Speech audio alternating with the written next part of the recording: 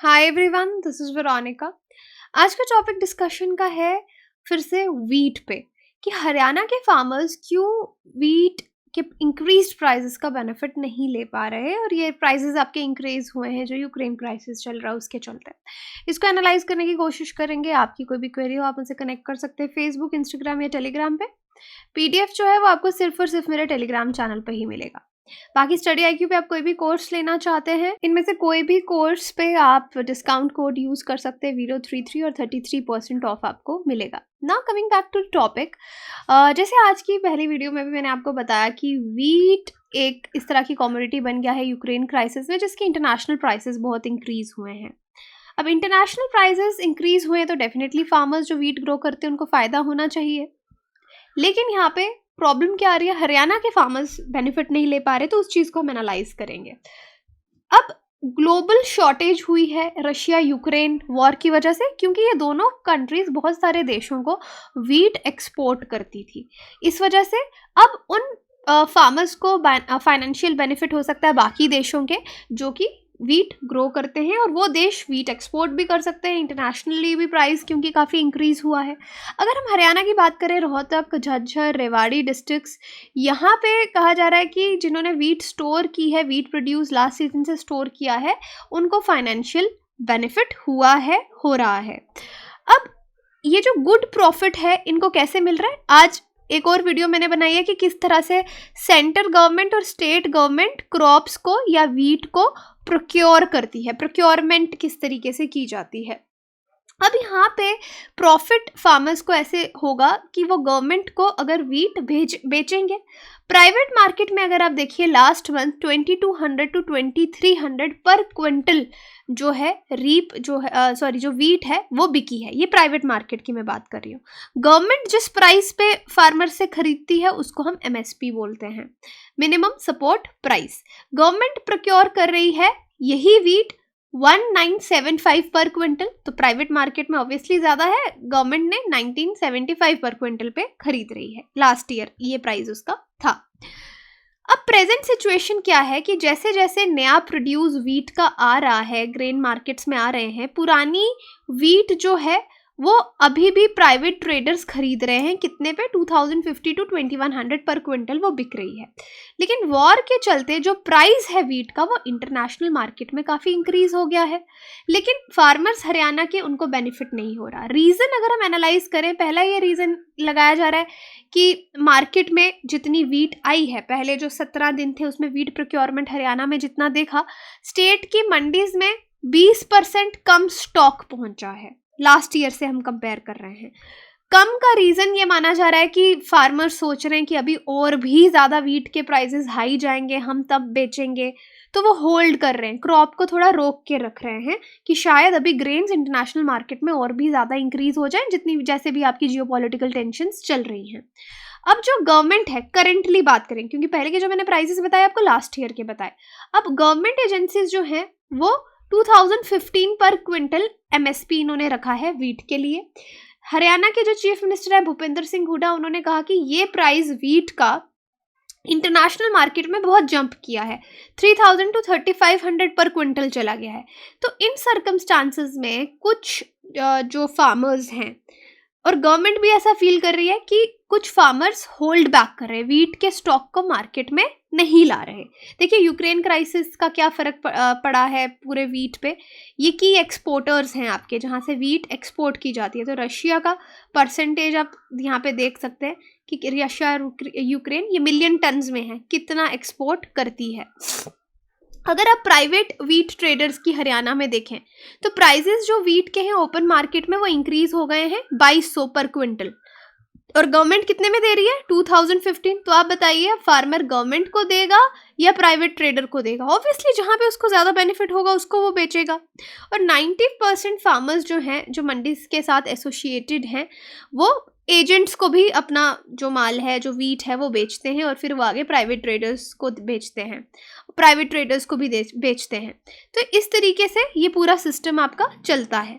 अब मंडी ट्रेडिंग में जो लोग जुड़े हुए हैं वो ये बोल रहे हैं कि वीट के प्राइसेस अभी और भी ज़्यादा इंक्रीज होंगे, जिससे बेनिफिट फार्मर्स को होना चाहिए बट नहीं हो पाएगा, क्यों? रीजन ये है, फार्मर्स के पास इतनी जगह नहीं है, क्योंकि वहाँ पे स्मॉल फार्मर्स हैं। स्मॉल फार्मर्स यानी उनके पास बहुत सारी लैंड नहीं है जहाँ पे वो होल्ड करके रख सकें, तो वो ज़्यादा से ज़्यादा एमएसपी पे गवर्नमेंट को बेच देंगे, तो फार्मर्स उस चीज़ का बेनिफिट नहीं ले पाएंगे।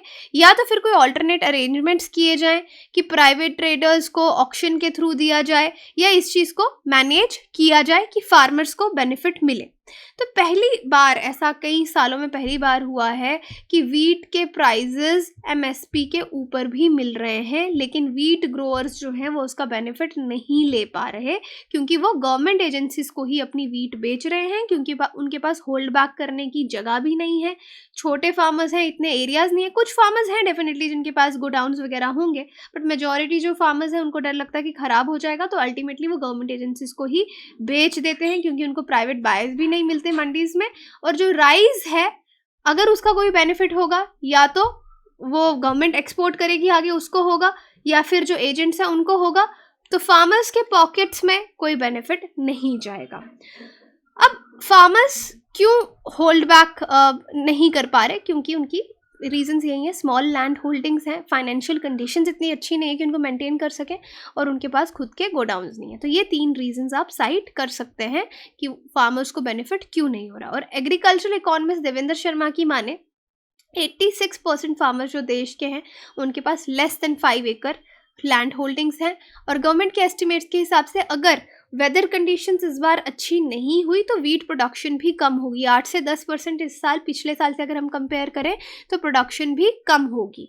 यहाँ पे एक केस स्टडी देखिए, एक फार्मर लीडर हैं जींद डिस्ट्रिक्ट से आज़ाद पलवा। वो क्या कहते हैं कि वीट प्रोडक्शन यूजुअली अगर आप देखेंगे इंक्रीज होती है, use to go up 20 quintal पर एकड़ 20 क्विंटल जाती है, लेकिन इस बार 30, जहाँ पे 20 क्विंटल होती थी तो 13 क्विंटल हो रही है, 13 क्विंटल पर एकड़ हो रही है। और फार्मर्स को काफ़ी लॉसेस का सामना करना पड़ रहा है, ऊपर से इन्फ्लेशन हो रही है, चीज़ें महंगी हो रही हैं। आप ट्रैक्टर यूज़ कर रहे हैं, आप पेस्टिसाइड्स या कुछ भी यूज़ कर रहे हैं, सब चीज़ें महंगी हुई पड़ी। यहाँ पे ट्रैक्टर की एग्जाम्पल ही इन्होंने दी है कि कुछ कंपनीज ने 1 लाख पर व्हीकल इंक्रीज कर दिया है। तो फार्मर्स को एक्सपेंसेस, खर्चा बहुत पड़ रहा है, लेकिन उतनी उनकी आमदनी नहीं हो रही, और दूसरा वो स्टॉक भी नहीं कर पा रहे वीट को घर में। तो ये केस स्टडी ये दिखाती है कि डिस्पाइट कि इंटरनेशनल मार्केट में वीट प्राइसेस इंक्रीज हो रहे हैं, लेकिन कुछ फार्मर्स उसका बेनिफिट नहीं उठा पा रहे। और क्या इस बार बम्पर वीट हो सकती है? तो फरवरी से गवर्नमेंट और प्राइवेट बॉडीज़ ने प्रिडिक्ट किया कि बम्पर वीट क्रॉप 2022 में हो सकता है। फेवरेबल वीट आपकी वेदर कंडीशंस अगर रहें, जितने भी नॉर्दर्न एरियाज़ हैं वीट ग्रोइंग, जहाँ पे वीट ग्रो की जाती है, ये भी एक रीज़न है।